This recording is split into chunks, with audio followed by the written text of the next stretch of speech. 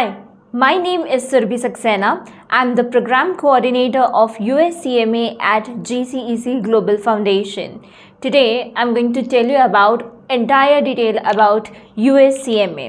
क्या होता है, कितनी एलिजिबिलिटी है, कब एग्ज़ाम दे सकते हैं, कितने एग्ज़ाम्स दे सकते हैं, एवरीथिंग इन डिटेल. So, सबसे पहले eligibility. Now, what does CMA US says?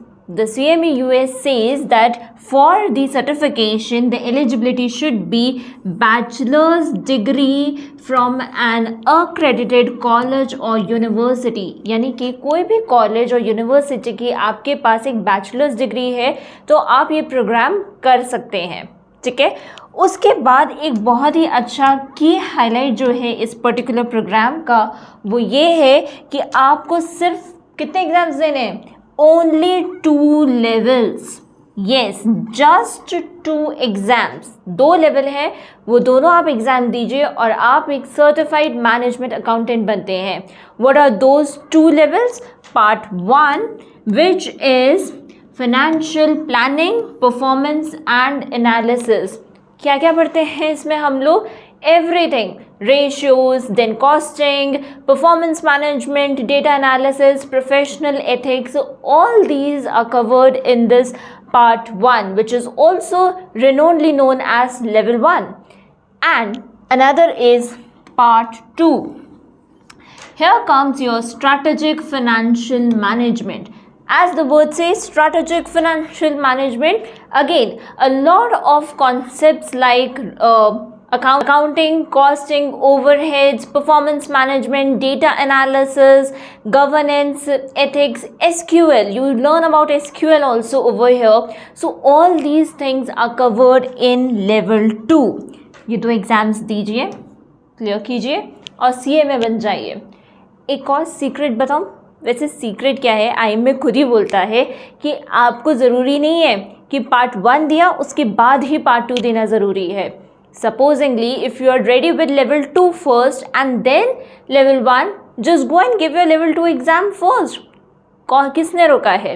So there is no such compulsion that you have to give in the order only. आगे चलते हैं. क्या की highlights हैं CMA के? So the one of the major key highlights of CMA is MCQ based pattern for both levels. Yes, you get 100 MCQs of 4 marks each. कितने marks हो गए? 400 marks plus you get 2 case study of, यानी कि आपके 500 marks कैसे हो रहे हैं? आपको 100 MCQs करने हैं of 4 marks each and 2 case studies of 50 marks each. That means there is no negative marking. कोई नेगेटिव मार्किंग है ही नहीं आपके लिए. तो the best part is this: just study, give any level of whichever you are confident you want to give that particular level. जाइए exam दीजिए और MCQ बेस्ड पैटर्न है, नो नेगेटिव मार्किंग है. और एक और बात बताती हूँ, द बेस्ट पार्ट इज़ कि आईएमए आपको पता है कितने अटेम्प्ट्स देता है? There are 3 windows but 6 attempts. हाँ, 6 अटेम्प्ट मिल रहे हैं आपको. कैसे मिल रहे हैं देखते हैं. 3 विंडोज़ हैं आपके पास जो आईएमए प्रोवाइड कराता है. जनवरी एंड फरवरी 1 अटेम्प्ट, दूसरा अटेम्प्ट. मई जून 3rd अटेम्प्ट, 4th अटेम्प्ट. सितंबर अक्टूबर 5th attempt and 6th attempt. तो ऐसे करके आपके पास 6 अटेम्प्ट हैं इन 3 विंडोज़. समझाती हूँ.